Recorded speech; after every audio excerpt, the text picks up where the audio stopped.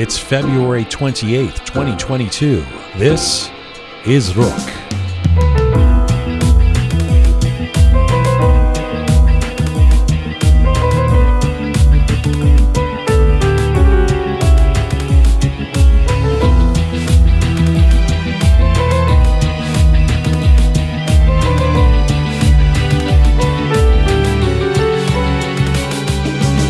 He is openly gay, proud, and making it his mission to introduce and support LGBTQ folks in the Iranian community through all Persian drag shows. Javid Jabari dealt with the fear of imprisonment or even death for being a gay man growing up in Iran and serving in the army. Now he's in Canada and committed to fighting homophobia in our community. He joins us in the Roqe Studio coming up. But first, as the world watches the tragic military assault on Ukraine, we convene a conversation about Iranian perspectives and support for Ukrainians from a community that knows the horrific nature of war all too well.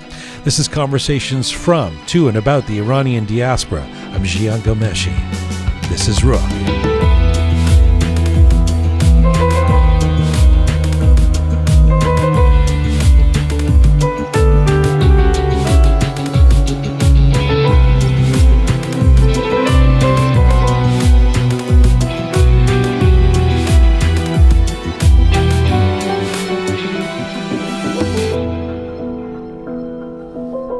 Hi there, welcome to episode 169 of Roqe. Hope you are keeping well wherever you're tuning in from around the world. Hello to you from Toronto, Canada. Salam doustan aziz, durud bar shoma.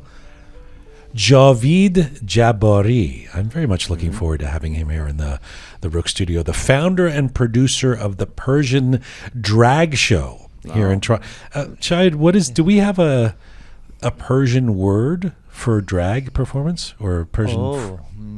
No, not as I was wondering about that because I've mentioned him to a few people, and I've actually had, even in younger people, a couple of reactions like drag is like, I mean Iranians, which is actually telling, which is part of the point that he's trying to introduce drag performance in the Iranian community. So for Iranians tuning in or in Iran, or folks who aren't entirely clear what we're talking about, and my apologies to most people who are listening, of course, who know what drag performance is, I guess you'd say it's a gender-bending art form of performance. You'd say drag's main purpose is performance and entertainment, but I know it's also used as a self-expression and celebration of LGBTQ pride. So like a typical drag show is awesome. It'll include lip syncing or dance, and performers often have elaborate clothing and hair and makeup. So this is particularly notable to be done in the Iranian community, where homophobia has been no stranger, and where someone like Javid, who has come from Iran, a country in which it's quite dangerous to be openly gay, is leading this awareness campaign through the ebullience of drag shows. So I'm really looking forward to having Javid in the studio here in just a little bit to share his story and his journey to becoming the founder of Persian Drag Show in Canada. Hi everyone. Quite a few days in the world where one gets the sense we are experiencing history in real time, and difficult to watch in many ways. Let me bring in the Roqe team. Hello, the fabulous Kian. Hi, Jian. Hello, Captain Reza. Hello, sir. Hello, sir. And hello, Groovy Shah. Hi, Azizam. Hi. And on the line in Washington, D.C., Mohammed Manzarpour, the general manager of Persis Media and director of the Persis News Agency, is also a contributing editor here with Roqe Media. Our friend Mohammed. Hello, sir. Hello, Jian. Hello, everyone. Good to be with you. Yeah. So I just wanted to add that there is a word for drag queens in not very contemporary Persian, but if you go back to the Qajar era and probably towards the beginning of the Pahlavi era, there were artists who used to perform in weddings and other ceremonies which were called zanpush. They wore female attire and they would sing and dance and do, what female artists were supposed to do at the time, and they were restricted of doing. Wow. So it wasn't a pejorative to say Zanpush. It was a positive no, thing. Zampush wasn't it didn't have any negative connotation. All It was right. just referring to artists There you who go, were. Shia. Okay, You don't yeah, know interesting. everything. No. It turns out you don't know everything. So let me. It seemed impossible to do today's show without talking about Ukraine, and in a sense, I feel like, obviously, it seems like we're all on the same page. Like I feel self-conscious by just sort of repeating what everybody's saying to each other and what's on social media, and sort of going. I mean, the horror of watching what's happening, the shock, the surprise, a big European city being attacked. I mean, it is all of that, all of what we've talked about. And I was thinking, wondering what we can add to this. What can we do on this show to bring any light to this beyond what's out there 24/7 in a lot of the media.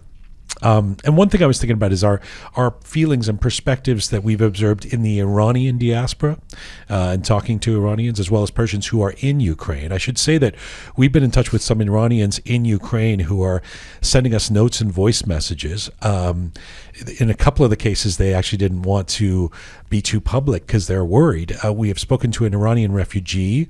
We will call him Sepan Ta, who is in a bunker in Kiev at present.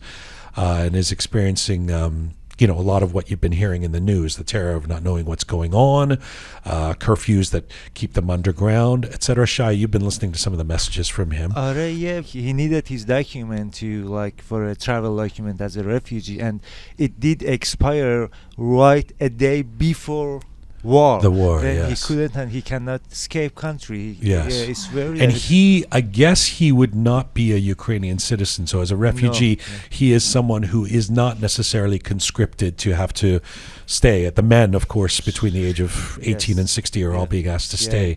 So he's trying to leave, but he's in a bunker and can't get out. And we've heard a few stories like that, and I'm sure folks have been on social media seeing, if you're Iranian, seeing a lot of the Iranians there. It's quite. I remember actually. As you remember, we interviewed Sahra. Yes. For Taliban, Zahra Karimi, for Taliban, and she escaped from Afghanistan and she went to Ukraine. In fact, she was in Ukraine when we talked to her. Yes, and right. So it's I don't know. And now she's sort of saying she needs to get out of Ukraine. So let me first say, I thought I'd put this to you guys. Like I find it hard to deal with the media coverage at times like this because. On the one hand, I'm so grateful and in awe of those foreign correspondents, those war reporters that you see on the air on CNN, who are just remarkable at what they do, and oftentimes they're telling us what's going on in the world firsthand with no script, and I just have the utmost respect for them. But then there's this inevitably, especially on Western television, this parade of old military officials who will stand in front of a map and present this in almost like it's a football game. And here's here's where the army is here, and here's this, and they're moving in here, and it feels so disconnected from the humanity. Mohammed, I was wondering if your observations. I know you've been closely watching. One of the things Persian media does is watch Persian media. Is it the same in Persian media? Yes, as much as it relates to foreign-based Persian media like Manoto, Iran International, BBC, Radio Farda, they're pretty much identical to what CNN, BBC, Sky News, and other Western outlets are projecting from this war. But inside Iran, we have the official state news agency IRNA, which is trying to appear as not as supportive for the Ukrainians who are resisting the Russians, but kind of to remain very, very objective and factual. But then we have other news agencies which are close to the IRGC in Iran, like Tasnim and Raja News, who are pretty much supporting the Russian or kind of following the Russian line on how the operation is proceeding in Ukraine. Yes. How so? I mean, just kind of buying that Putin argument that we're saving Russia from the Nazis or something by going into Ukraine? Yes, pretty much so. And they are glorifying Russian achievements. I mean, according to Tasnim, Kharkiv has fallen to the Russian army, but we know that it hasn't. And on a number of occasions, Raja News also reported that Russian forces have reached the center of Kyiv, but that is also not the case. So they're towing on the Russian propaganda line in this war. In terms of support for Russia, it's certainly not something I'm witnessing at all in the Persian diaspora, and on social media, and in terms of anyone I know who's Iranian, there's this great support for Ukraine and the Ukrainian people. Of course, that's sometimes expressed through hashtags and putting a little flag on your picture and stuff, which I think is good, but I also, I always wonder about the futility of that, right? Yeah, what is that going to do? We're just trying to fit in with what everybody else is doing. Talking about media, to be honest, I'm getting most of my news just from social media. I have firsthand accounts of people in Ukraine telling me what's going on and what's happening, because that's the only thing that I trust. I simply don't trust what the news is reporting. Yeah, although don't you also find that on social media it's frustratingly performative as well? Like there's like this kind of, watch this tank run into a car, and that, there's not much context. It's some of that is just like, again, like you're watching a pinball, like you're watching a video game or something, and I don't know what the right answer is. And to be honest with you, everybody, the thing about social media, like that right now, especially the nonsensical of it and the uselessness of it, to be perfectly honest with you, comes to the surface right now more than ever before. Like this, stating on social media that you support Ukraine is the same as, let's say, Prince Harry, who said, "I support Ukraine," or the NATO that says we stand with the people of Ukraine. Yeah, we stand with. I mean, what are we doing? What are you doing that I'm not? You're doing the exact same thing as I am. Nobody with no power. I'm saying I stand with Ukraine. I support them. And these people who actually have the power to do something are saying the same thing as I am. But I wouldn't. But Prince Harry has something the power to do. What does he have? No, not Prince Harry. Prince William. Actually. Oh, okay. Well, Prince William said, "Prince Harry. I don't think he's got much power." I don't even know what Prince William can do at this point. But I do. But I wouldn't extend that to the people in the streets. I mean, I would say it's incredibly heartening and powerful to see thousands of people in Berlin and in London and in Toronto. I mean, demonstrating against war. That's I can't actually remember. Sadly, and we don't have to get into the weeds of it, of why the reason is, but when this has happened in Afghanistan or Syria, we certainly haven't seen the world respond this way, But it is, at this point, responding, and it does feel like this global effort to kind of support Ukraine, and in that sense, and in as much as watching the Ukrainian president, shoot a video of himself and get that out to the world. In that sense, social media is exciting or energizing and maybe can change the world. But in terms of what we have called in the past, like slacktivism, of like, okay, I've done my part because I wrote #NoWar. I mean, you're right. What does it really mean? Mohammed, what's your perspective watching the social media, especially Iranian social media? I think predominantly Iranian social media has been very pro-Ukraine. Much of it stems from the deep animosity that many Iranians feel towards Russia. They believe Russia is the main supporter of the current regime in Iran.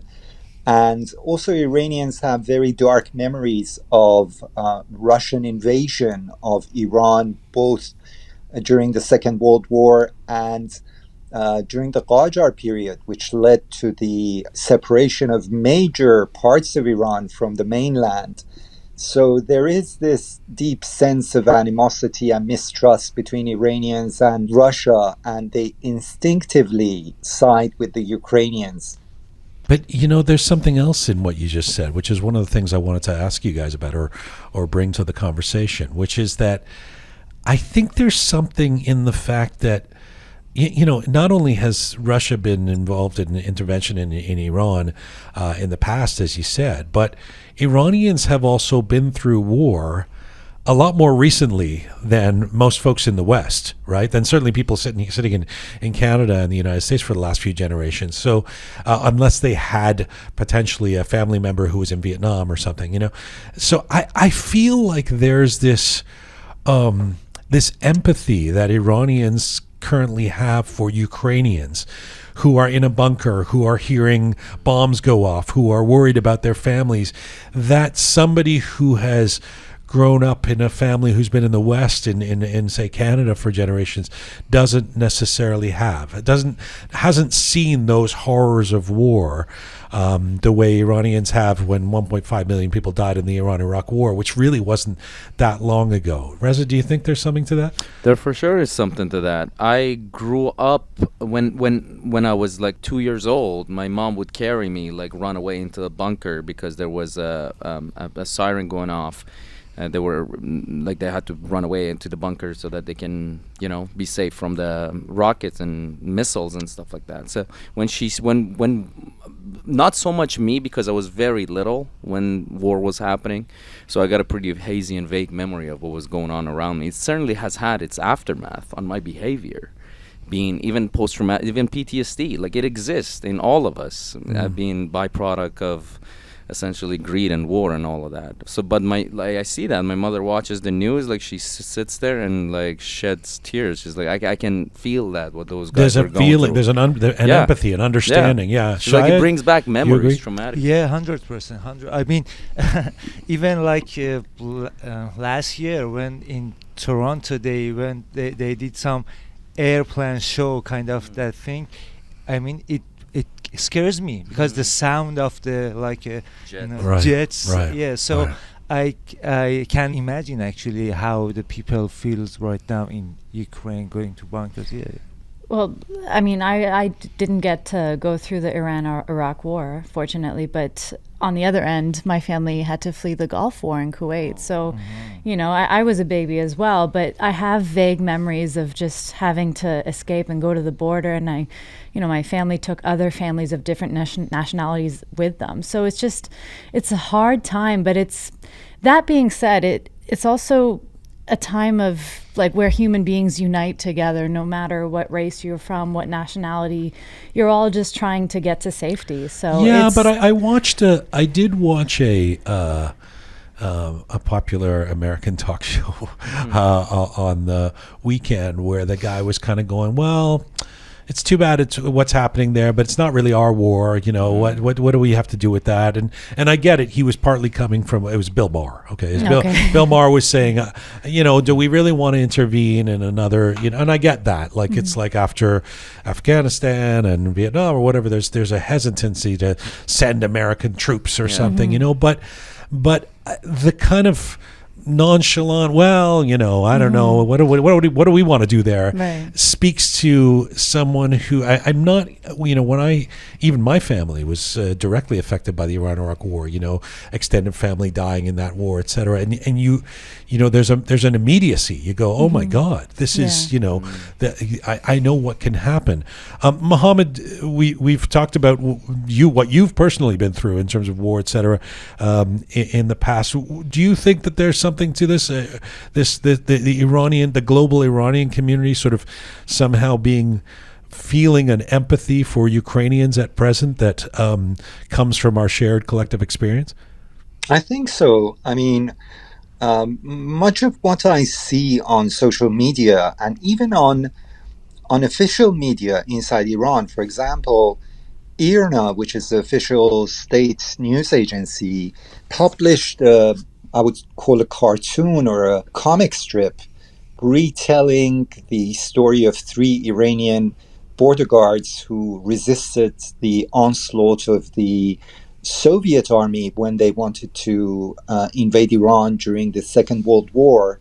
And apparently they staged a resistance for 48 hours on a very strategic bridge.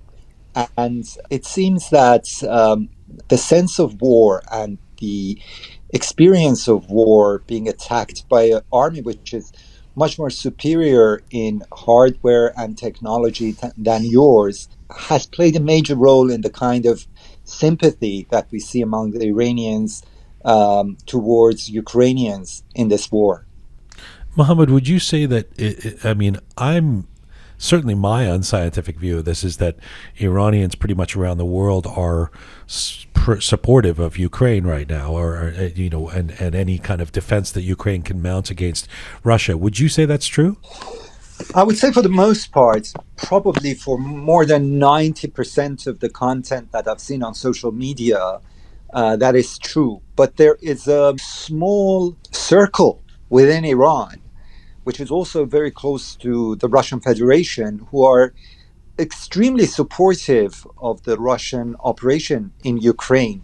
These people are closely associated to parts of the Iranian regime, and they are praising Putin like a victor, like someone who is liberating Europe from Western oppression. And but they're a very, very small minority, but yet quite influential in the Iranian power structure. Wow. Yeah, I mean, it's interesting because all of this is coming on the heels of, we just did our Contemporary History of Iran episode last Thursday about Iranian foreign policy and the definitive shift towards the East in recent years, and the East being not just China, but Russia as well. And so it kind of puts the Iranian regime in a weird place in terms of the current moment, which leads me to something else that I just want to talk to you guys about before we move on and bring Javid in here. But so I was out on the weekend and I got three different at a couple of Iranian gatherings, and I got three different perspectives on what's happening with Ukraine with respect to Iran. All of them wildly different from each other, but I'll give you a couple of them, which it was just so interesting. First of all, and maybe this is part of the PTSD that you were talking about, Reza, but there's more than one person said to me this weekend, I'm worried about Russia now invading Iran. Mm-hmm. So rather than, most Canadians I know don't go, oh my God, what if now Russia comes after Canada, right? But Iranians, that's top of mind. Could there be now Russia it's gone to Ukraine, and which doesn't totally make sense. It's like the focus is on Ukraine, that's right. They're not coming, but that. And then the flip side of it being, I'm afraid Iran is going to be conscripted to help Russia against Ukraine, right? Yeah. And then a third one, and this was a guy who's a PhD engineer who said to me, I shouldn't laugh. I mean, maybe but his theory was, because Iranians always have a behind the scenes, this is what's really happening, and he was like, Babin, America, Russia, they've made this deal, the Russians and the Americans, where Russia will get Ukraine in exchange for America getting Iran. Always has to include Iran, and that's what we're seeing right now. Because otherwise, why wouldn't America be stopping Russia from moving into all? And I was kind of like, I'm not. That may be kind of simplistic, don't you think? So there's this there's no shortage of theories amongst a group of Iranians. Those theories are really cute and interesting, but when you look at the facts, it is cute because what are you afraid of? Russia attacking Iran and invading it? Russia already invaded Iran, right? Iran belongs to Russia and China already. How many percentage of Caspian Sea is ours? We already gave that country away. Is a perfect base with what Russia is trying to do. In my personal opinion, I really like you're worried about the wrong thing. I think Russia already has Iran and using it to the best of his advantage. Look at what Mohammed is saying. All of these generals are supporting Russia's movement toward those chips are already, if anything, if that theory was to be true, I think Russia is already taking over Iran. I mean, there's definitely more to it than meets the eye. There's so much behind the scenes that we're unaware of that who knows. A fourth perspective. Tion? No, really. We don't know. It's very. Maybe Putin met with Khamenei and they decided to go to. It all just seems very suspect to me. So Mohammed, we've talked about off the air. We often talk about Iranian conspiracy theories, and I don't want to dismiss anything that people are saying. They're legitimate concerns about Iran being invaded or something, or Iranians being conscripted to fight for Russia, etc. But what do you make of all these different opinions? There are just so much conspiracies around that I think is in effect crippling the society from basically seeing the facts. Iranians are in general consumed by conspiracy theories, and their first go-to for any sort of rationale concerning world events or affairs or geopolitics or anything, their first port of call is conspiracy. And this is crippling the Iranian nation in its entirety. I think there is a disconnect with reality in the way that we collectively see the world. So I'm presuming that of those three things, Russia invading Iran, Iranians being asked to help Russia and fight, against Ukraine, or some trade-off, behind-the-scenes trade-off of Ukraine for Iran to the superpowers, you don't believe any of those things are true? I think what Reza said is true to a great extent. Iran is definitely within the zone of influence of Russia at the moment. I know that for a fact, Iranian security and intelligence services are pretty much home to Russian intelligence, and they have oversight of everything which is happening in Iran. But with regard to Ukraine, there are some facts that the issue of Iran is connected in international talks to Russia's scope of influence in the Baltics and in Eastern Europe, and also to the Straits of Taiwan. And it all has some impact on each other. But I definitely don't see Iran as central or even marginal in what's happening in Ukraine in any sense of the word. Would it ever be realistic that Iranians would be asked to, or Iran would be asked to enter a kind of war on the side of Russia? Like the way Belarus is kind of, we're told. I think in Syria, Iranian and Russian interests kind of covered each other in a sense that they were both interested in preventing the fall of Assad. But Iran doesn't have any interest in Ukraine in terms of who comes out as victorious. And it doesn't, I don't think Iran is like Chechnya. I don't think they can come and recruit Iranians to fight in Ukraine. I think there is a greater likelihood that many Iranians who are abroad may want to join the Foreign Legion of the Ukrainian army. Right. Yeah. That Ukraine has called out for people to come and help. Yeah, I could see that happening as well. So a final note on this. I just wanted to get a sense of where you guys are all at in terms of what you're feeling as you watch this, because, for me, I can't help but feel that, history is just one. Life is one big circle. It just keeps coming back, and we always like to think that our moment in history is the most evolved, like we're so much better than the past, and yet it just kind of repeats itself, and we watch this and it's sort of shocking, and at the same time it shouldn't at all be shocking, because there's no point in history at which this hasn't been happening, right? Where somebody, some country, some power, some megalomaniac, whatever it is, decides to annex and take over another country, and that the world somehow gets involved. And nothing about this, I feel at this point, maybe it's my own dystopian version of the world at this point, but nothing would surprise me. Like if this turned into a world war, it wouldn't surprise me, because it's happened, and humans don't seem to have the capacity to learn. No. Right? Too much ego. All these, people in charge of the world, unfortunately, they're led by their egos, and who pays for it? The civilians. So it's difficult. Well, you know what really bothers me, to be quite honest? I sympathize for the people of Ukraine, what they're going through. It's horrible.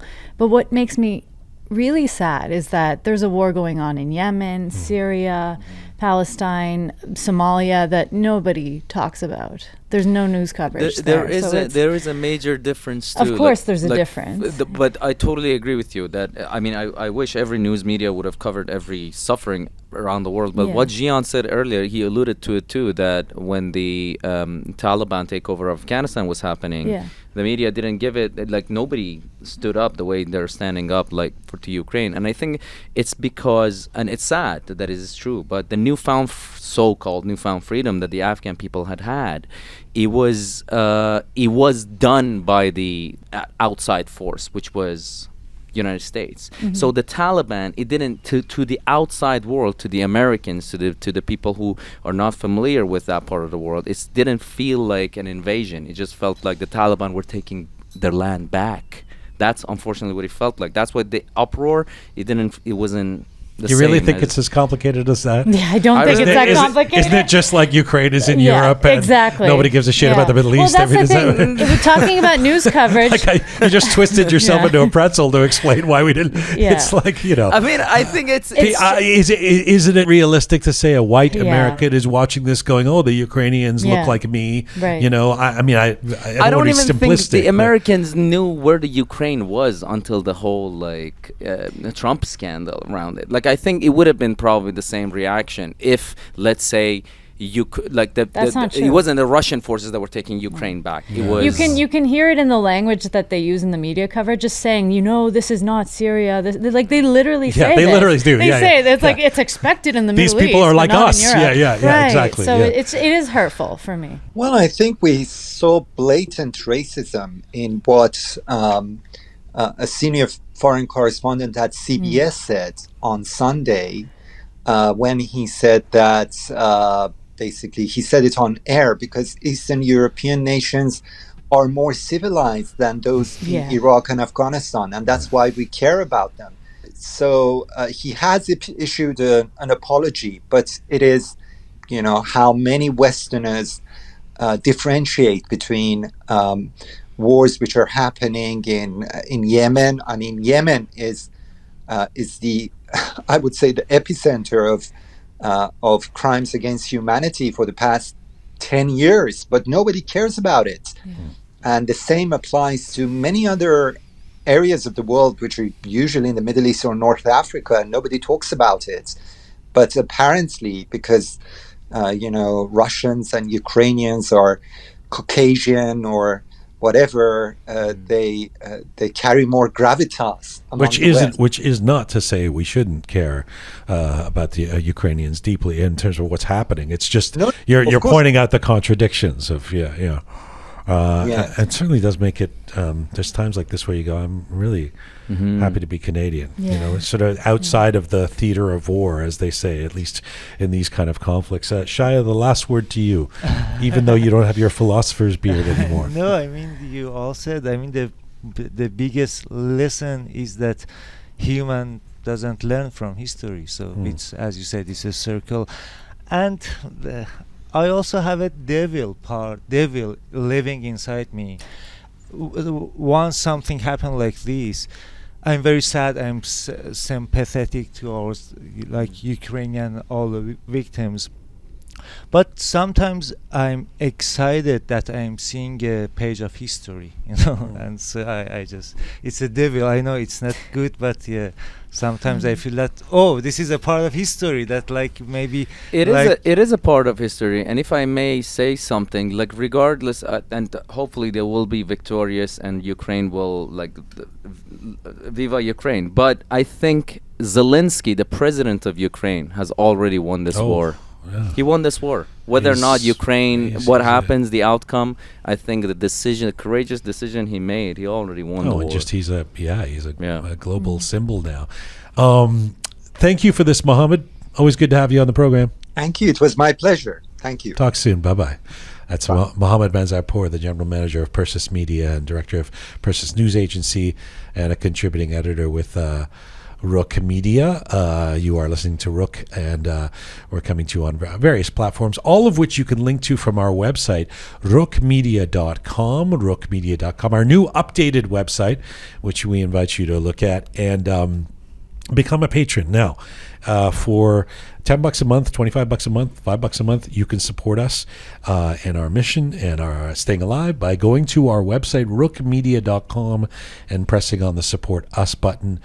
We love it when you folks have become patrons. And actually, I used to say the names of our patrons on the air, and then some people said, you don't need to say our name, but I want to start doing that again. So on the next show, I'm going to start, and I won't out people if you don't want your name, because there's a feature on when you become a patron where you can say, don't say my name. I want to just be a donor. I don't want to be a subscriber. I don't need to be celebrated. But there's some folks who have become patrons recently, and I'm so grateful. I know we all look at the list and we feel good about you guys. Thank you for that. roqemedia.com is where you can support us and become a patron. I should also mention, in the coming days on Roqe, Ali Reza Qurbani is going to be joining us for a feature interview, and on Nowruz, we're going to debut a very special version of the Roqe theme with lyrics performed and recorded by a major artist in the Iranian music world. Exciting. Male or female? You tried this last week. Come on, man. You tried your sleuthful attempt last week. Now we got letters coming up later, right? Yes, we do. Before Javid Jabari comes in the studio, and I'm looking forward to talking to him, I have a mea culpa. I've got something that I have been saying on the air for the last 2 years that I'm officially going to change. Oh boy, Mizumbashi? No. Okay, good. No, Mizumbashi stays. No. No. All of the sayings stay. No, this is Keon. You are going to enjoy this. Oh boy, you are going to enjoy this. We're getting rid of Reza. I'm kidding. It's not. Sadly, it's not that good. Oh. Yeah. Do you see? You see the way she treats you? Yeah. میگن یه دوست مثل این داشته باشی دشمن نمیخواد. Listen. After a year and almost 2 years of saying Persian diaspora. It's diaspora. It has occurred to me. Now, hang on. Wow, that's I'll let you have your moment. I'm giving it to you. This is like a layup. I was waiting for this. I will confess that I have not found anyone who says it the way I say. Nobody at all. At first, I was pretty sure everybody was wrong except me. Yeah. But it has been an exercise in humility as I've heard academic after academic and expert and whatever say diaspora. What was the last straw? I don't know, man. Honestly, I don't know. I think it was like maybe our contemporary history of Iran guest last week or something. I just was kind of like, you know what?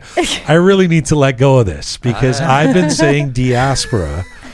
And I've been so sure. I haven't been this satisfied since 2006 when I arrived in Canada. Right. Your grammar is so impeccable the way you speak everything that you actually made me question the way I say it. And then I thought I was like, I am right. You are right. Yes. No, this whole time I didn't even bother looking it up. I took his word for it. I was like, it's well, right. I was at least resting on the idea that there's a couple of ways to say this, right? And that may be true.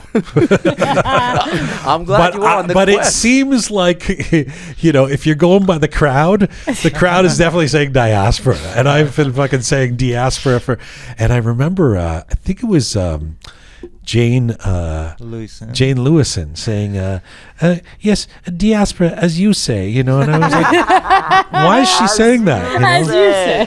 Or as you would call it, the Persian diaspora. And I was like, why is she? Of course, that's what I call it. I mean, that's the name of it, With your limited English vocabulary. She probably thought you have a Persian accent. That's why you can't pronounce it properly.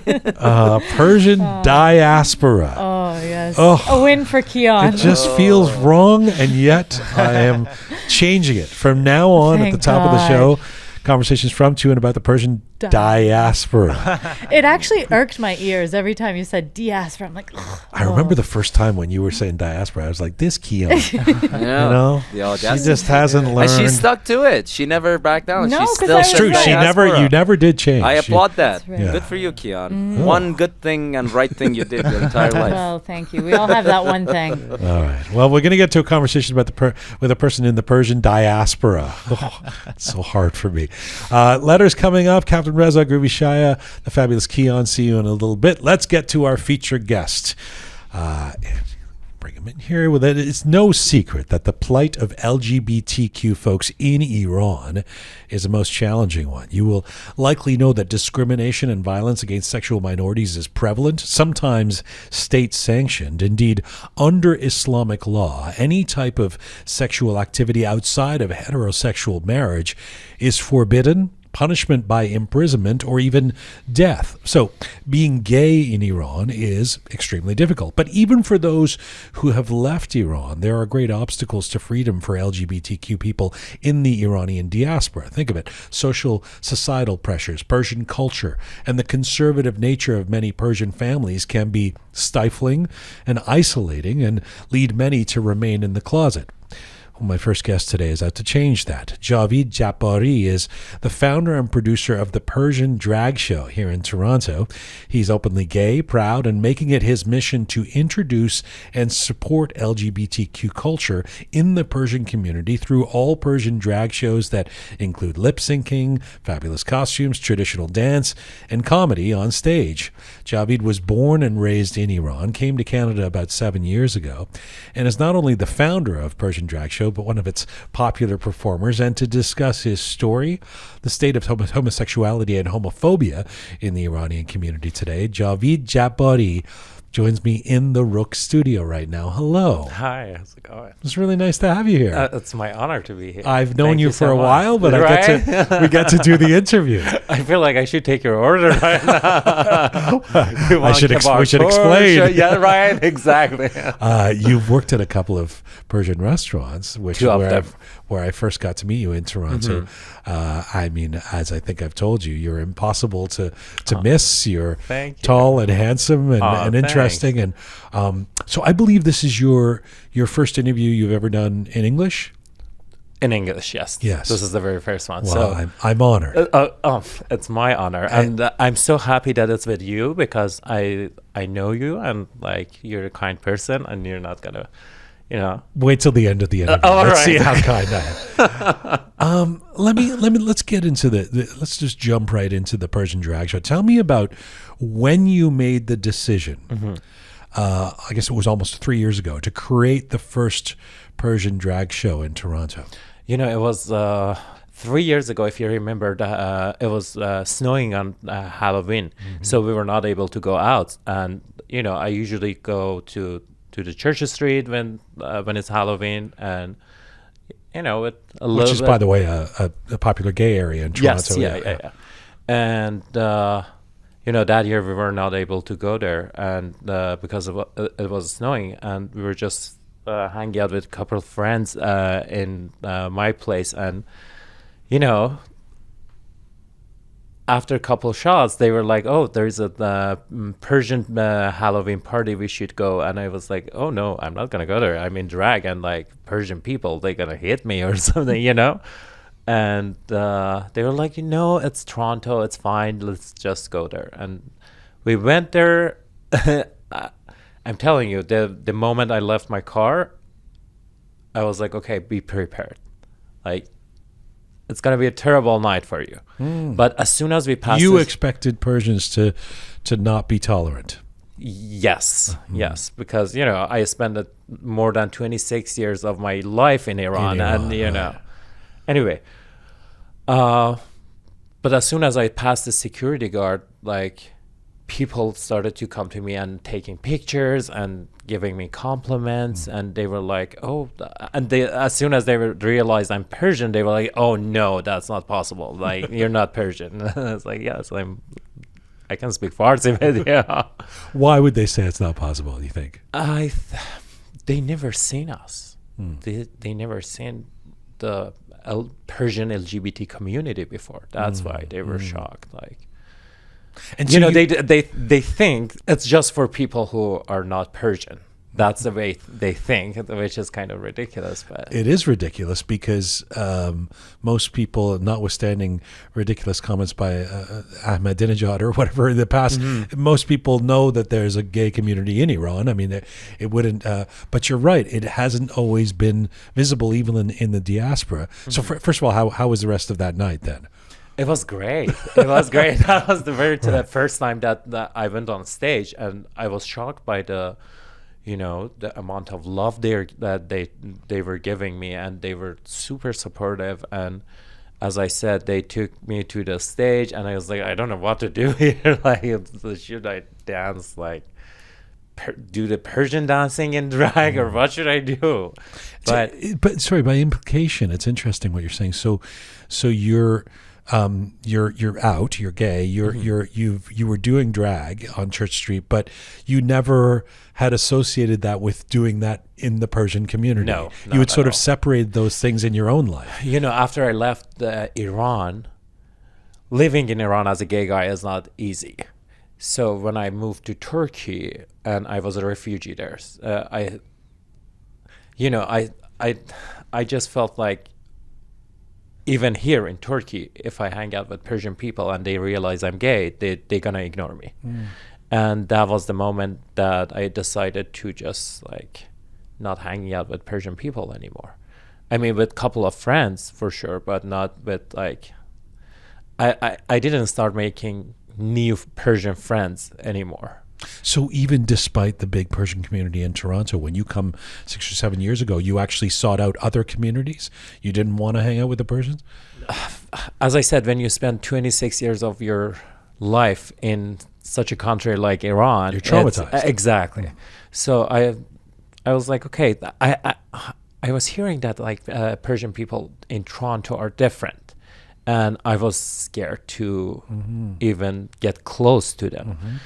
And with a couple of my experiences with them, like, work-wise, I was like, okay, so I should keep the distance.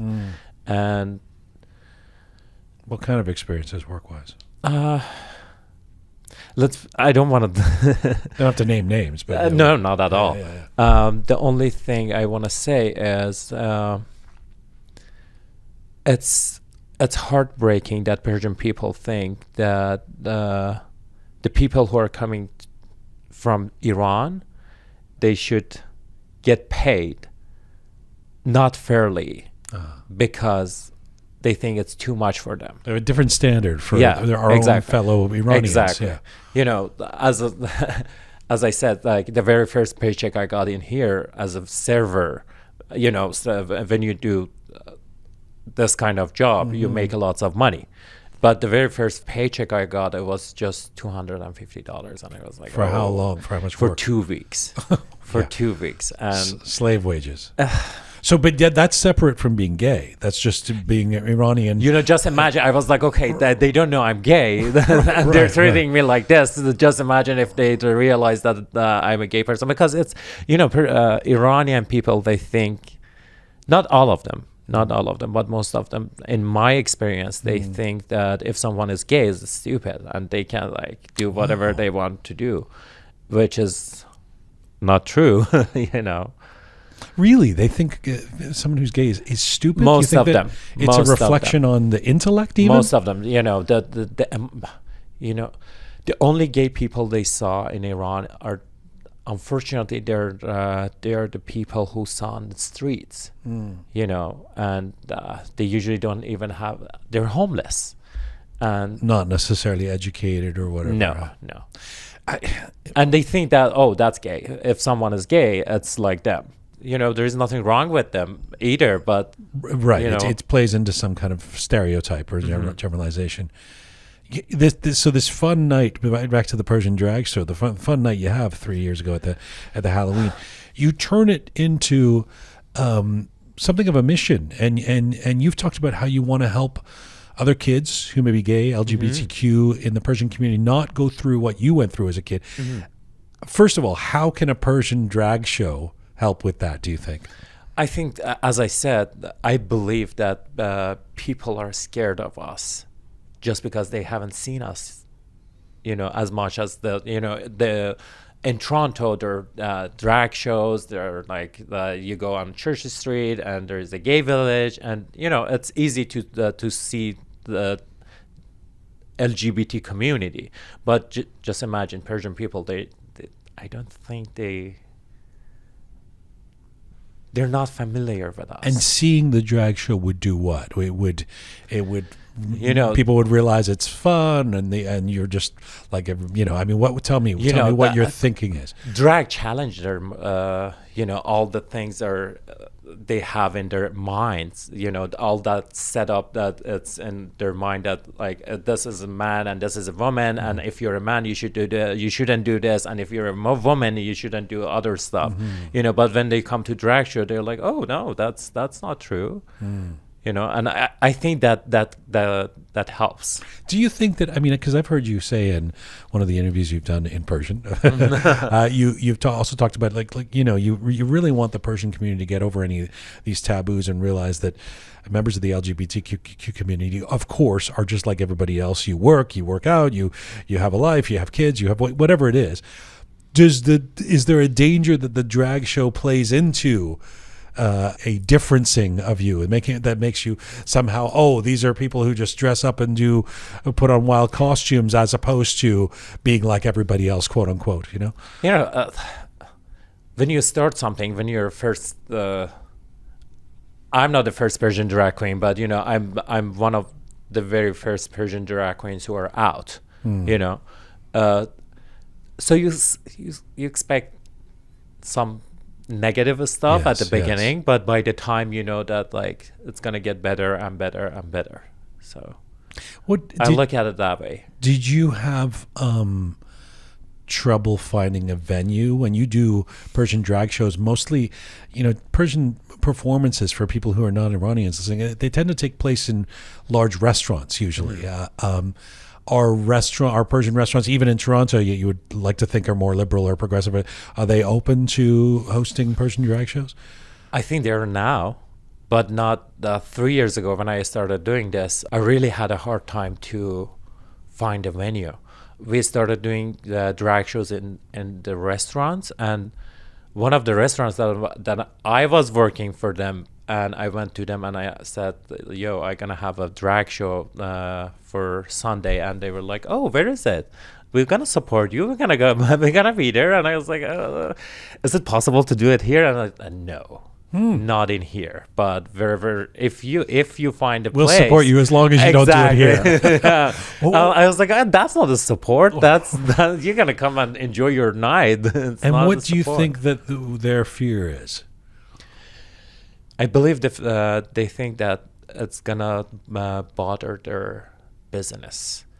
They don't want to have a label on them by the name of LGBT community, because they think the Persian people gonna ignore their business.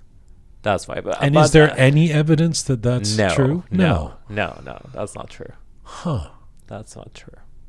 So when you start doing this, what kind of feedback do you get from the Persian community? Before they see it, because they never seen it, it's heartbreaking that Persian people, they never seen a drag queen, which is not it's not true, because they haven't even seen Priscilla, Queen of the Desert, or something. They haven't seen. They did, but they have no idea what it is. Like we have this amazing performer. His name is Hutan. Yes, but he never comes and explained the art that he's doing to people. He doesn't care like if people get it or not, but so yeah. So Persians are not they don't know what to expect, and then what? And then after they see it for the first time, as soon as it's done, they're like, when is the next one? I've always found the relationship with the homophobia, even amongst people I've known, usually expressed through like little jokes, like, Persian guys will go, yeah, are you putting your hand on mine? Or, make some sort of comment.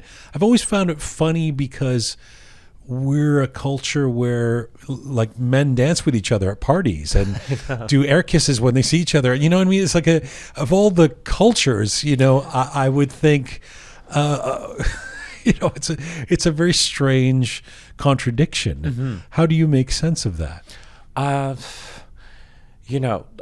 As you said, Persian people are. When you look at, I remember one of my friends from Turkey. He came to Iran, and there was a wedding party that we went to, and he was like, "Yo, is it a gay club here, or it's a wedding?" Right. Like, non-Persians think we're all gay. I know. Which, is great. I mean, it's like, okay, you guys have a gay culture. But right? For Persian guys, they think if someone thinks they're gay, that means they're a woman. It's that mentality in their head, and which is nothing wrong with being a woman, but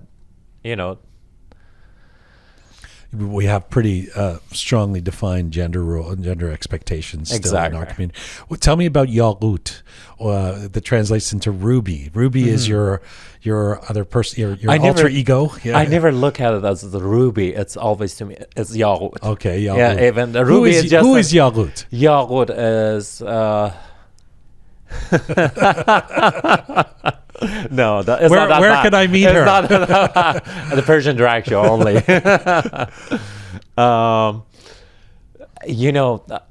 I'm not sure if you did have that or not, but in most of the Persian families, there is a khale that your mama doesn't want to hang out with you because she's super open-minded and she's like, she doesn't care about what people say. So that's Yaqut. That's Yaqut. And I don't want to say she's rude. No, she's Roqe. She's Roqe. She's Roqe. She's not rude. And is it? How do you feel when you are Yaqut? I feel powerful. Yeah, I feel like Yaqut can say the stuff that I'm not able to say as Javid. She has that power. So if Yaqut had been a flight attendant for Turkish Airlines, you could have spoken to some of the passengers in a different way, perhaps. Right? Yeah. She's so smart, though. She's so smart. She's so smart. She's smarter than me. She's smarter than you. Yeah, she is. Why is that? What makes her smarter than you? Because she doesn't care that what people say about her. So you wish you cared less about what people think. It's easy to learn something, but it's hard to unlearn something. And in all the years that I spent in Iran, I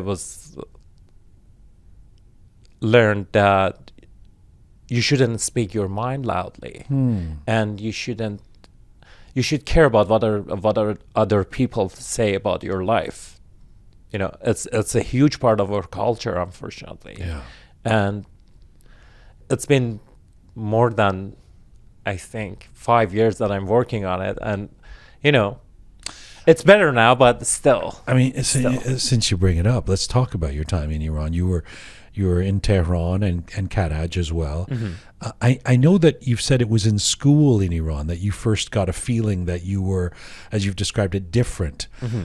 Describe what happened at school that made you realize that. In Iran, we go to school separately, all boys together, all girls together, and when you're with like all this kind of different boys, and you feel like my hobbies are different, my interests and stuffs are different, that makes you feel like, oh, maybe it's something wrong with me, because look at all of them. They have the same, hobbies and stuff, but mine are different. That was but when I'm I guessing started. you probably didn't know what that meant. No, You no, just no, knew no, that no. I'm somehow. Yeah, Yeah. exactly. Before that, just imagine I was a kid, and in our family, I was the only guy in my dad's side's family. In my mother's side, it was just my cousin, my pasar khale. So we were just two boys in the family, and we grew up together. And he's 1 year younger than me. That was the only guys I was. And it was your cousin who actually first Yes. said told you might be gay, right? Yes, yeah. Not in a weird way, but how did that happen? What did he say? As I said, we used to play games together, and he was the only friend I had back in the day, and we were super close. And he was always being super nice and kind, and he's the only he was one of the guys who made me start thinking that all the straight guys are not horrible, because he was kind and he was super caring. So he was seeing some signs, but he was not sure that if that's me or not. I think it was around the age of, I was at grade 3. Oh wow, it was quite young. I was at grade 3. So like 8 years old or something. 9. Okay. He was 8, I was 9. Okay. And he came to me and he was like, I think I found people like you. I was like, what do you mean by like me? Like, what is wrong with me? And he was like, no, it's like, I'll show you. And I was like, okay, fine. Let's see what what you saw. And back in the day in Iran with the satellites, there were a couple channels that they were advertising for porn, and Gay porn. yes, Uh-huh. No, No, it just wasn't. porn. It was just porn. Okay. It was it was not even porn. It was just a channel that was advertising for other channels that you had to pay for them. Right. And so it was not like totally porn, but he saw two guys are kissing. That was what he saw, and he was like, I think that's you. And the moment I saw that, I was like, oh, the first thing came in my mind, it was like, oh, I'm not alone. Because before that, I thought like, it's just me. Like I never knew that other people can have the same feelings.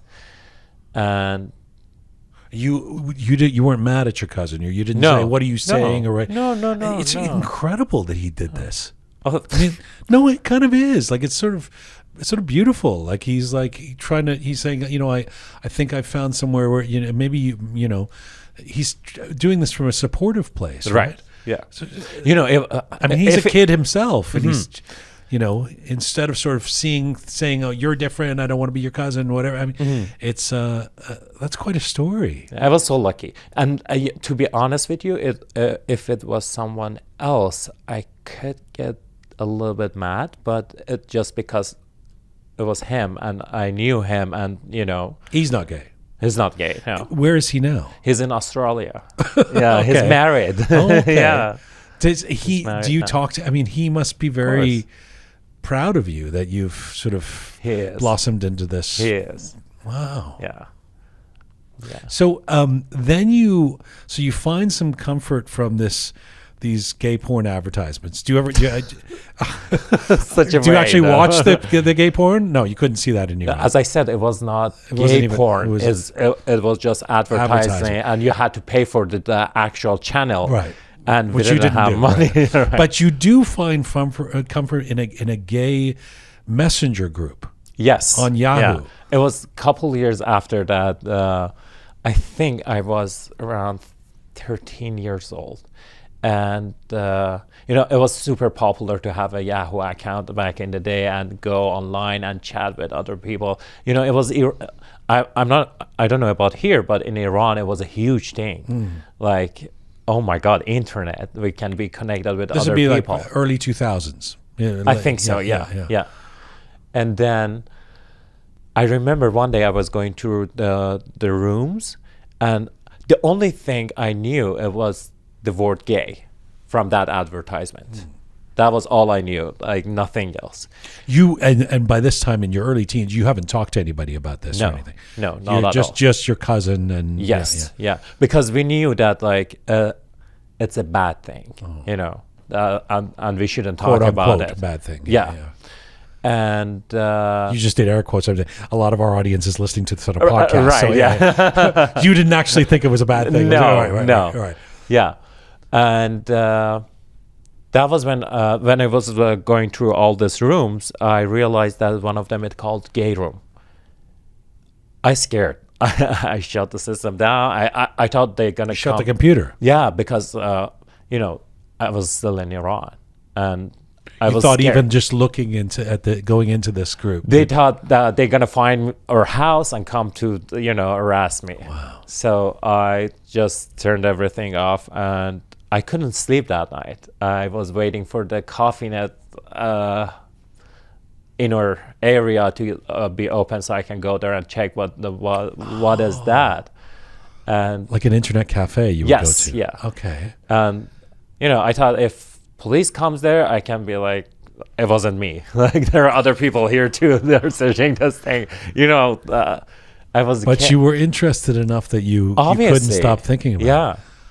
And I remember I went there, and the very first moment I opened that gay room, I was shocked by the amount of Persian people who were in that room.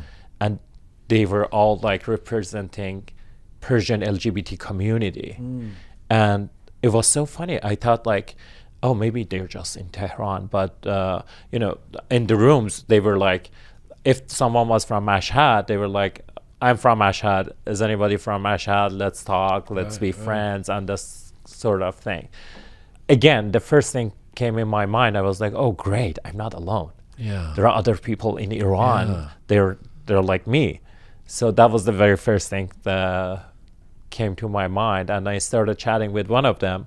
I can't even remember his name, but he was asking weird questions, not in a bad way. Like there were some sort of words. I don't know what does that mean.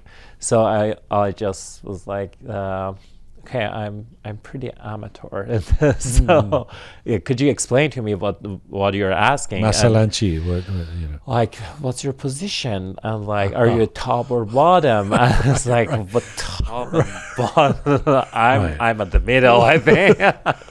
This sort of thing. And yeah, he started to explain everything, and he was like, if you feel like this, you're belong to this group. If you feel like this, if you want to be a woman, you're a transsexual, and if not, you're fine with your sexuality and all these things. He started to explain that, and thanks God he did, because there is no other resources that you can go and you know, search about this thing. Right. There's no community center or bar or something Not like at that. all. No. Yeah. Bar? We don't have bar. I'm just. Well, you have to make You can fun of me. barely I'm go just on. explaining that there's no Church Street bar in Tehran that you can Yeah. go and hang out at it. Unfortunately not. But I mean, there's got to be underground places where the community gathers, which you then. I didn't know about at that time, and I remember the very. I was like, okay, I gotta see these people. I want to see them. So I went on a date with a person that I didn't even have a pictures, nothing. I just trusted whatever he said. And I remember I went to the Anglob Square, and I saw him there, and I was a little bit scared because it was not what he described. Oh. And yeah, it was. He didn't look the way you had thought. No. So I was like, okay, you know what? My mom is waiting for me. I thought I should go home. Well, speaking of your mom, I mean, where was your family in all this? I mean, did you basically, when did you come out to your family? A couple of years ago here. Not you know, by Persian Drag Show. Actually. Really? Yes. Yeah. You hadn't told your family at all? No. It's not possible for parents to not be known that their kid is gay or lesbian or whatever. It's not possible, because when we are kids, we don't have any walls between what we actually are with the environment around us, right? So they can see that, but they ignore it. Not only they ignore that, they try to put a lid on it and be like, oh, don't do this, don't talk like this. We don't found you a wife. Yeah, exactly. Yeah. Exactly. And that was what it was going on with me and my family. They knew that I'm gay, but they didn't know what they should do with me, you know. And I kind of understand them, but at the same time, I'm like, okay, but having a gay kid and putting a lid on his sexuality and be like, don't be like this, because if you go out there, they're gonna hurt you. It's not the solution. But you know, what else you can say right now? You end up doing Sarbazi, military service. Yeah. You know, which I is was so mandatory lucky. in Iran, Yeah, right? yeah. I was so lucky because physically, you know, the first thing you said, I walked into the studio, you were like, "Oh, you're tall." Yeah. You know, physically, I look like a masculine guy, and like. Well, I was going to ask you about that. I mean, when you was it a couple of years you did military service? It was 2 years. 2 years. I did that for 2 years. And obviously, you can't be out. You know, Not at all. Especially it was in Sepah Pastaran. What does that mean? They're the most religious. Oh, right. Yeah. So That's why.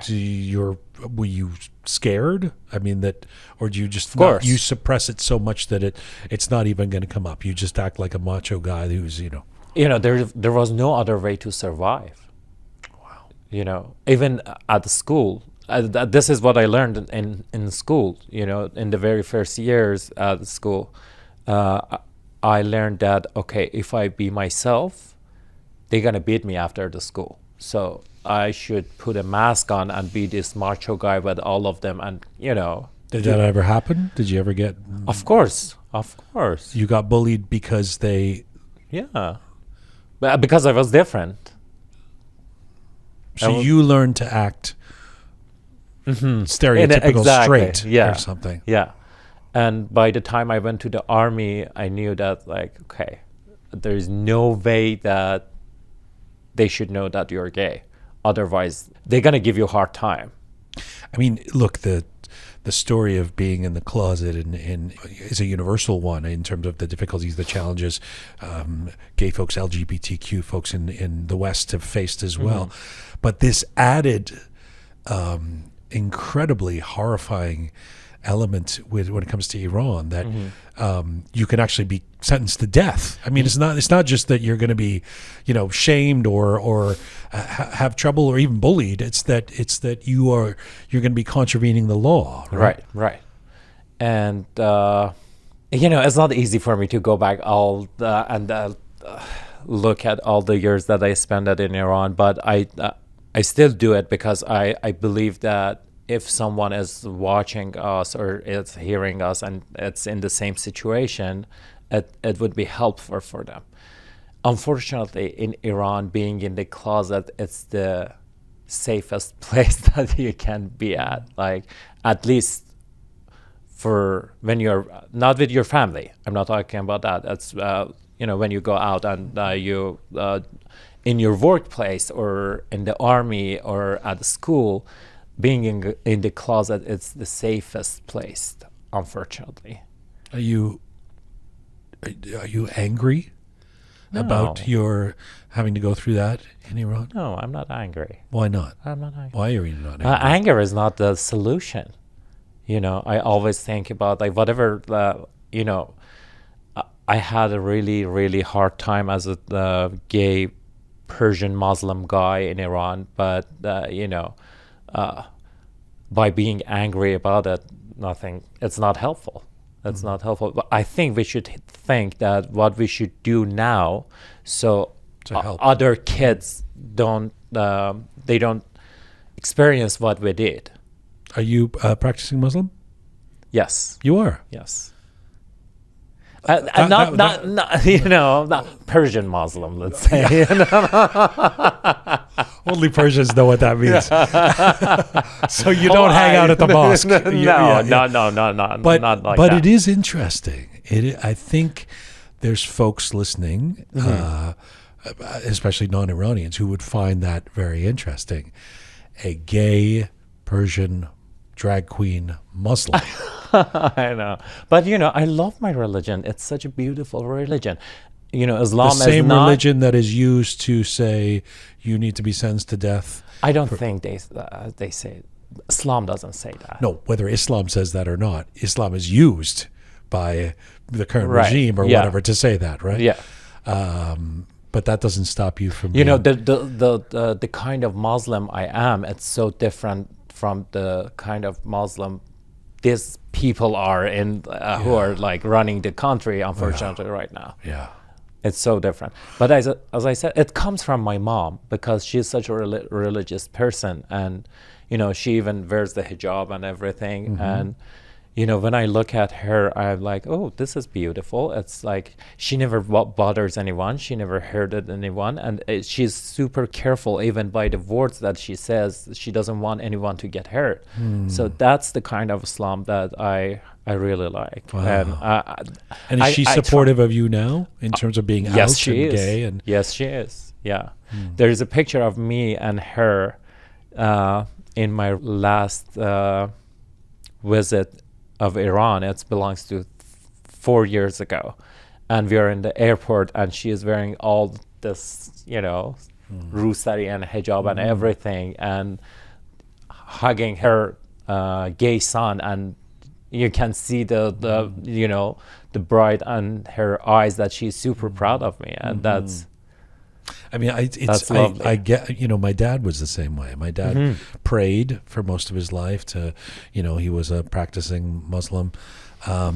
At the same time, hated what the Islamic Republic Islam is, and was a very liberal thinker, and was very again I think I think it's one of those things that it's hard to explain to non-Iranians, who would sort of think, well, what do you mean if you're you're either Muslim or you're not, and isn't that called the Islamic Republic, and what does that mean?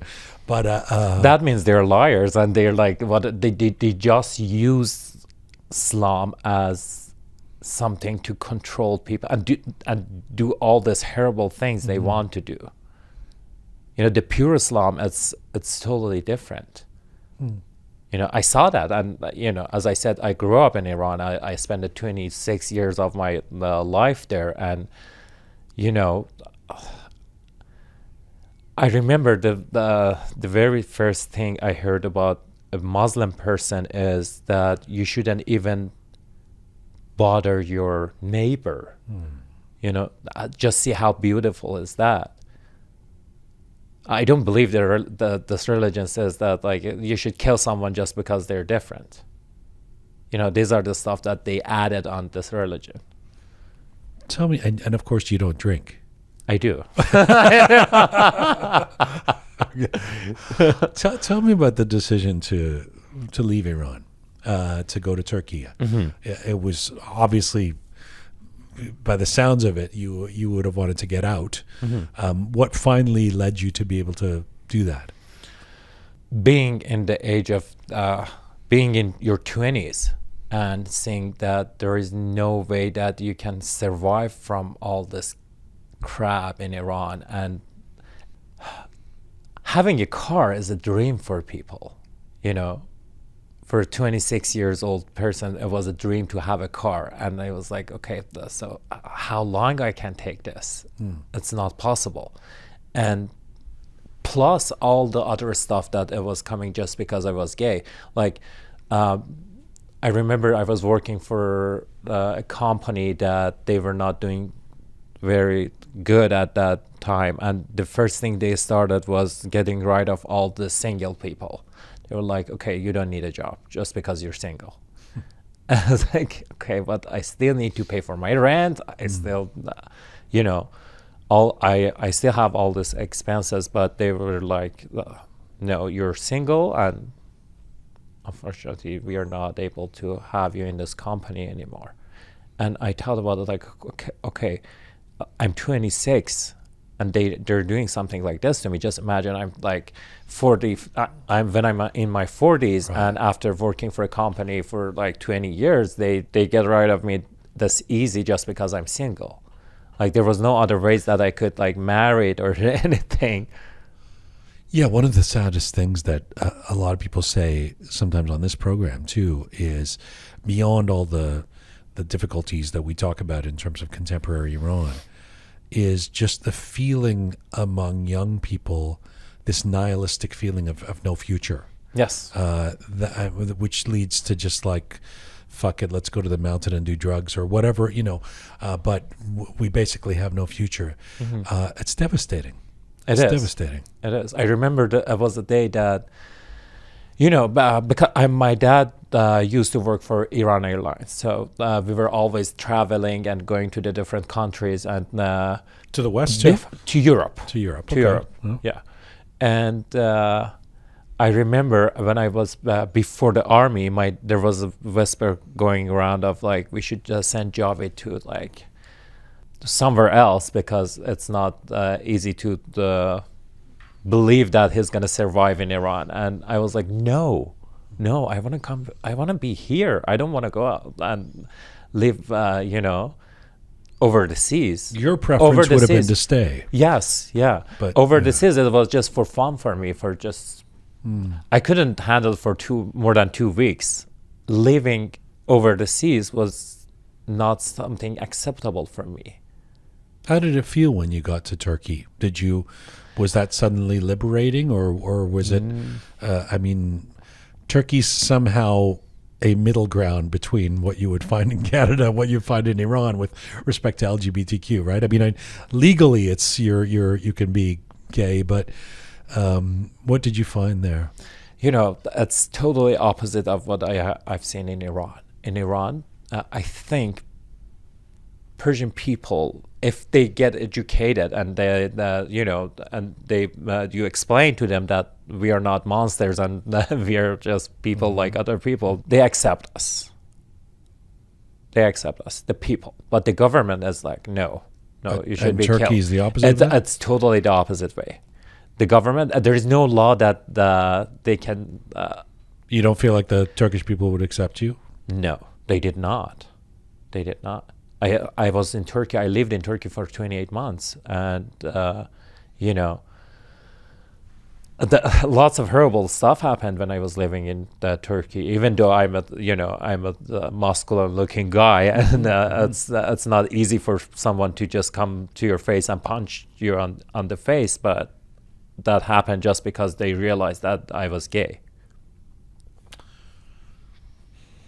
So how has it felt in Canada over the last few years? How do you feel?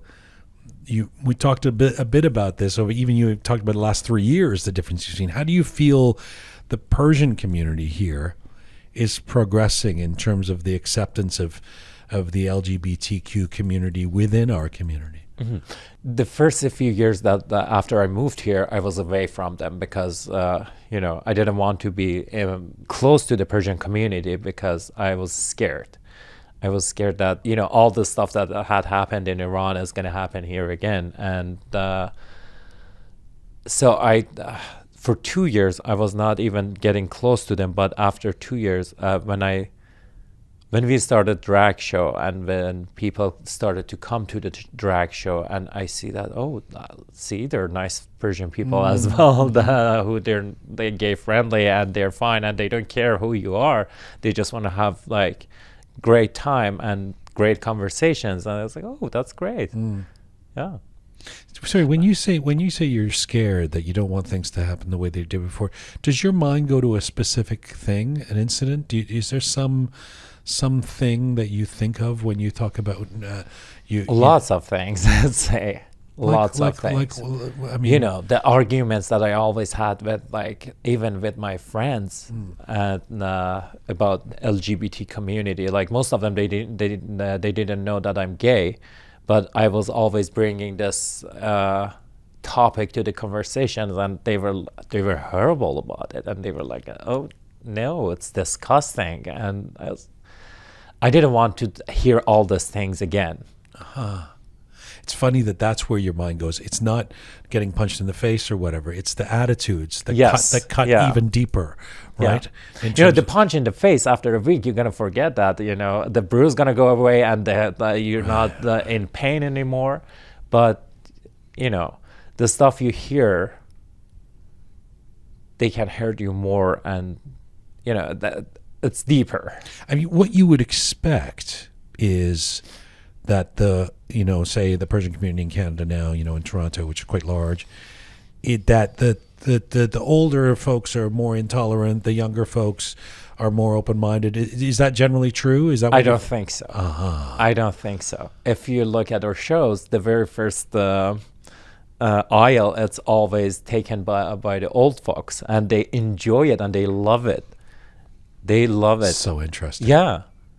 I think, as I said again, the only reason that people are scared, it's because they think that we are dangerous for them. Like, if it's someone's gay, it's going to turn me gay as well. That's the mentality. Obscene to me that like a 29-year-old Iranian who's living in Toronto now would still have that attitude.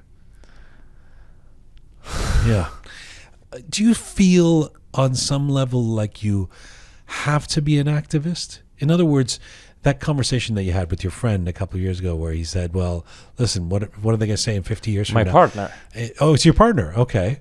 I mean, in a way, do you feel like you can't just be Javid, and I am the Javid. Like, no, you are Javid, but that you have to also try and help things.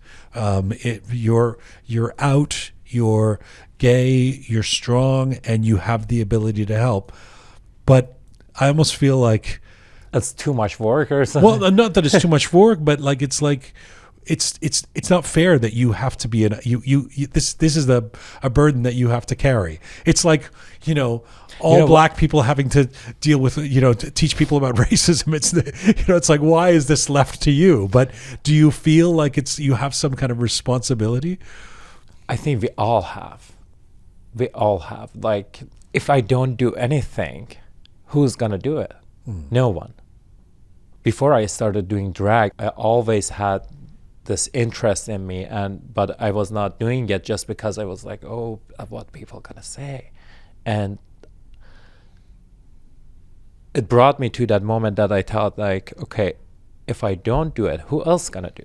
Like, everyone has all this fears, and they all, you can't be like, okay, no, you're not, you don't have any rights to be in, just live your life. But if you can, you should do it, I think. Is your partner Persian? No. No. What does he make of the Persian community? Can I ask what his background is? He's Canadian. Oh, he's okay. He's Canadian, yeah. The very first thing he says, if we're going somewhere, he's like, okay, it's the timing, actual timing, or it's... Right. A way bigger problem than homophobia. Persian time. Yeah. We can't get somewhere on time. He call it PST, Persian Standard Time, timing. My greatest vice, one of the horrible things I hate about myself is I've been late, for things throughout my life, and it was so liberating when I found out it's in our fucking DNA. I'm just a Persian. I know. I think it's like everybody. In fact, I'm there sooner than most Persians. I couldn't believe I would go to a concert and nobody's there yet. It's I know. I used to be a bit late all the time, and I think it's the adrenaline that what else? It's been such a pleasure talking to you. If I think about the Persian Drag Show, I was thinking, why don't you do a touring version of that? Like, would you ever take that on the road? That was our very first plan, but when we started doing this, it was right before COVID. The second event and the third event, the second event was in Montreal, that it got canceled because of COVID. Right. And right after that, there was another event for Persian New Year in Toronto, here in Toronto, that got canceled too.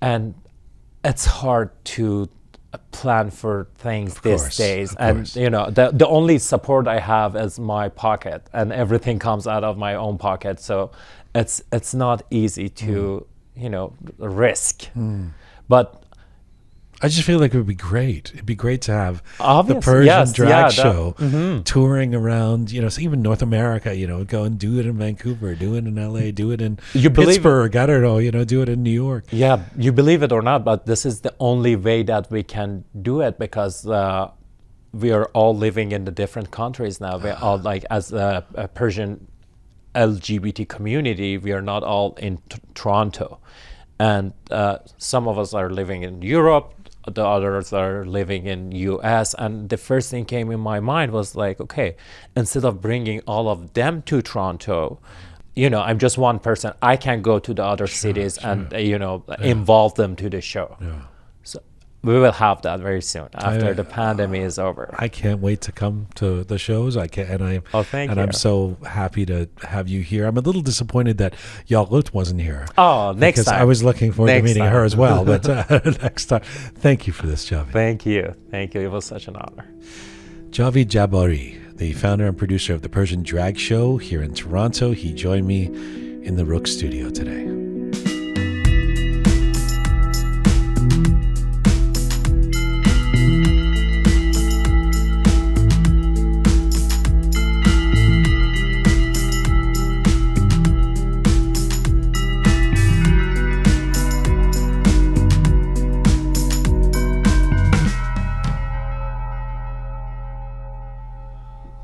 Right.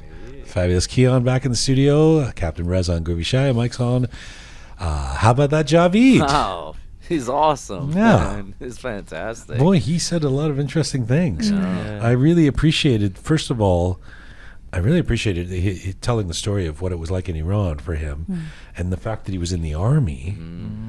And what really moved me was that just a few minutes ago he was saying it's not physical bullying. It's the things that people will say. Those are the scars that he was so traumatized by that he didn't even want to mix with the Iranian community when he came to Canada first, because he was worried that he'd have to deal with that same sort of judgment and shame. Yeah, I just, my heart goes out to Javid, you know, just talking about his upbringing in Iran and how hard it is for someone who's homosexual in that country. I've been there, and I have a gay family member, and just seeing the language that was used around him, and, you know, people in the streets would laugh at him and make fun. It's just horrible. It's horrible what they have to go through. So, so much power, so much respect for him. He's had quite a journey. Well said. Yeah. Reza?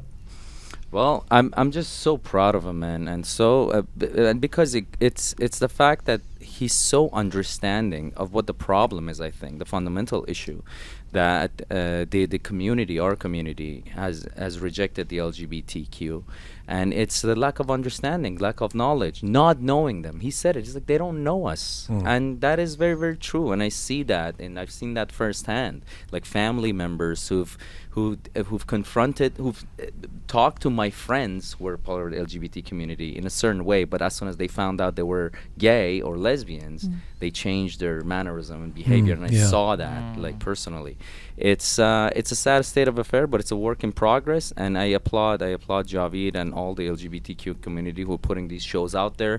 For this is not only entertainment. I highly recommend people go see Have you these shows. gone? They're It's so so much much fun. fun. So Love much them. fun. I went to see one, not a Persian one actually, but I went to see one at the Bisha Hotel the other night. It was so amazing, Yeah. so much fun, and educational. Yeah, go learn about these people. They're amazing. Shaya? I like his rokeness actually about Islam, the notion of Islam. Yeah, Yes. and so That's I mean, fascinating. you know, I same as him. I was also grew up in a religious family, and you know, there's no secret that like Sharia law banned being gay or any homosexual activities, but it's hard when you are grow up in a Muslim family. It's any religious family. It's very hard to unlearn what you've learned. So it's better to find a way to be in peace with what you've learned. And I think the Persian religious that he's saying, like, I think that's going to get some interesting reaction. No doubt. It was, I'm grateful to have Javid in here, and I look forward to attending some all Persian drag shows. It is Monday. It's been I think a couple of weeks or more since we've did letters, and so well, there's only one thing left to do. Letters of the week. Oh boy.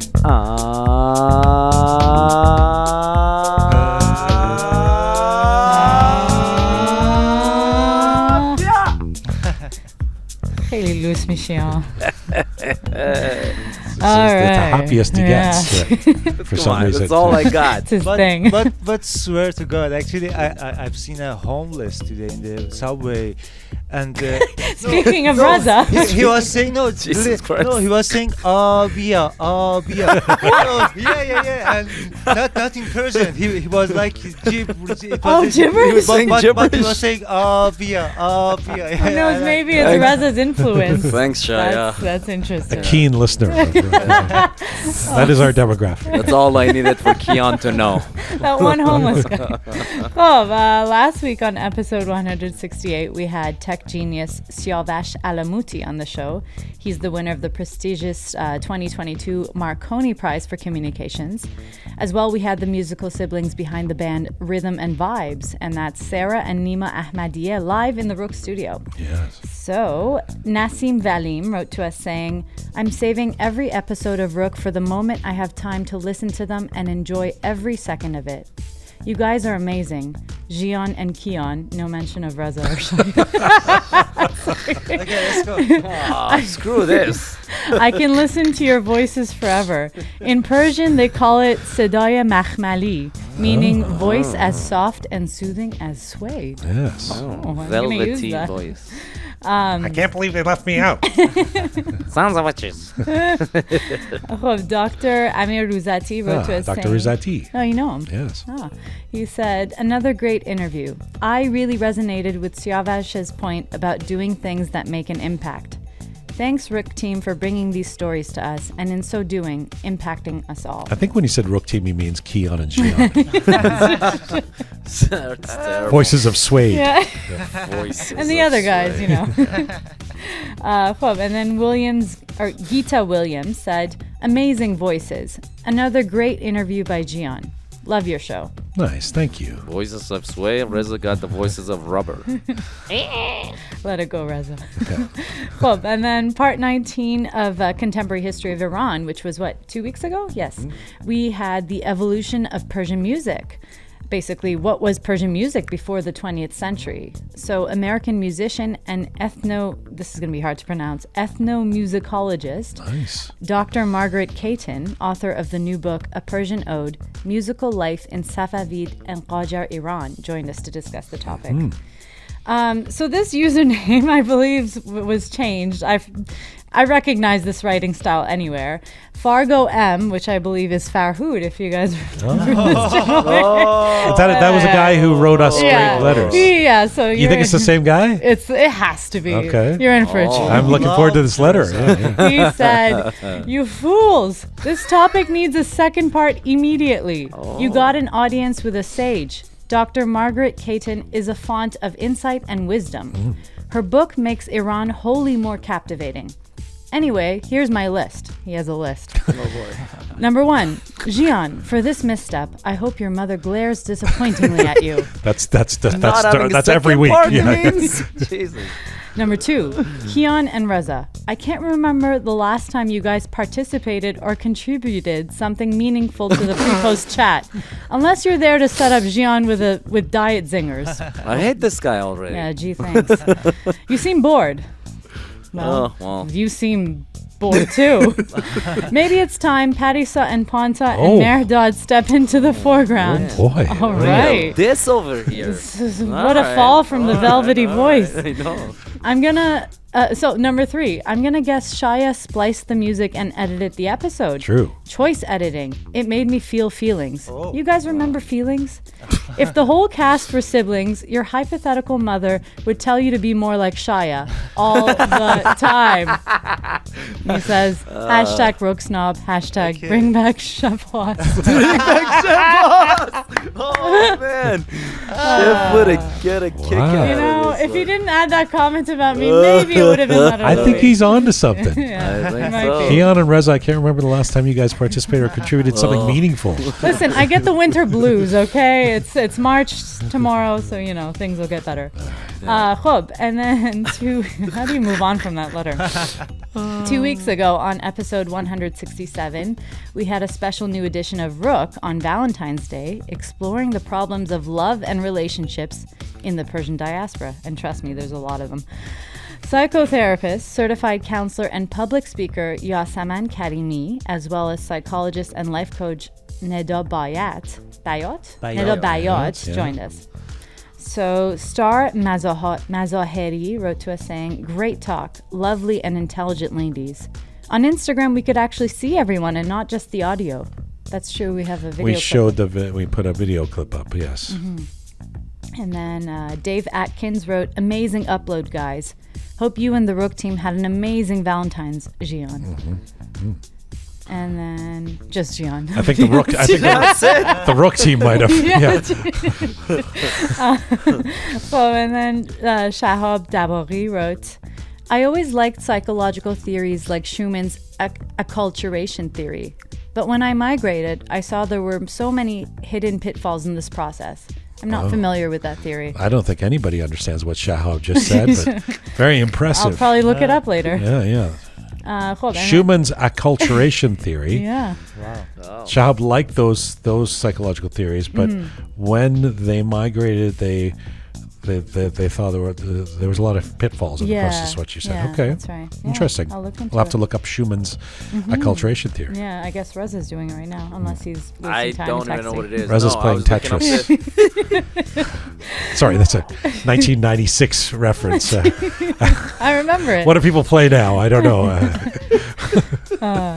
If it ain't Pac-Man, I'm not interested. Cool. And then Naz Khan wrote to us saying, great topic. Didn't touch on the subject of the evolution of existing relationships with immigration. The ones that survive seem to thrive, but would be interested in expert opinion. That's true. I think inevitably we have to bring Yasemin and Neda back because there's so much more to talk about. Yeah. That's a good suggestion there. Yeah. All right, letter of the week time. All right, this week's letter of the week goes to Nina Tadayun. She says... Tadayun. Nina Tadayun. She says, great episode. Psychological analysis of Iranian immigrants is not adequately addressed anywhere. So many great points. One thing that blew my mind was how Yasaman highlighted the weakening of the patriarchal structure and how it's manifested in relationships. My family and I have been living in the West for decades now. My parents are immigrants. I came when I was 18 and my brother was born here. This whole idea of identity/relationship confusion resonated with us so much. We have been talking about it for the past 2 days. Finally, we are understanding the complications we have been experiencing for so many years. Thank you for helping us understand our confusion so beautifully. Isn't that wonderful? That's beautiful. Thank you, Nina. I love when I see an episode impacting someone like that. It's great. Yeah, absolutely. Yeah. Despite the fact that you and Reza have contributed nothing meaningful. And we never get impacted by any episode. So Hey, I was that's also You're bored. in the same... It's time to bring Paris Apanta and Merdad, all three of them. Oh yeah, I mean, bring Merdad. You're not gonna be bored. But at least I have a velvety voice, so I got do, that going. yeah. So what do you got, Reza? Velvety yeah. voice? Yeah, Well, the homeless guy likes that. So Hey, keep- listen, I'm gonna be talking like this. According to Jian. But I have to say there was a kind of arusak puppet. There was a puppet in Iran who called Makhmal, and actually his voice is like Rez. Kashaya, I'm gonna kill you right now. Like Jian has no idea what you're talking. Not the one with the red hat. Not No, the red No, hat. that's so long. But it's someone as stupid as him, even worse. There was I this really show. thought in that moment Shaya would say something sweet and endearing and try to He's comfort on a Reza. mission No. today to crush me. Mahman. No. What did he talk like? There was a Mahmoud? show. There was a Like- kids like show, this. like a puppet show called Khune Madar Bozorge, Yeah. Grandma's house. And then there was a like a kitty character that had garbage mustache, like terrible mustache. I love His that name was character. Mahmoud. I love And that it was kind of sleazy too. Like, Yeah. Hey, mom. I mean, I see no difference between you and Mahmoud. That's all she doing. All right. Thank you, everybody. Turned creepy. Keon, Reza, Shaya, merci. See you next week. Thanks. Full time for Roqe for today. Go to our website, roqemedia.com, for all things, including all of our previous episodes of the contemporary history of Iran, Roqe Funnies, Roqe Moments, video, all at roqemedia.com, where you can also become a patron and support us. Thanks to the amazing team who put this show together. Savvy Roham, talented Anahita, Panta the artist, the fabulous Keon, Super Parisa, Alay Merdad, Captain Reza, and Groovy Shaya. Thank you to all of you out there for supporting us and sharing our content. Please subscribe if you have not done so already. You can subscribe on any of our platforms, or all of them for that matter. And you can find me on Instagram and other places at Jian Ghomeshi. As ever, thank you for joining us. We appreciate you. And as ever, Mizun Bashi.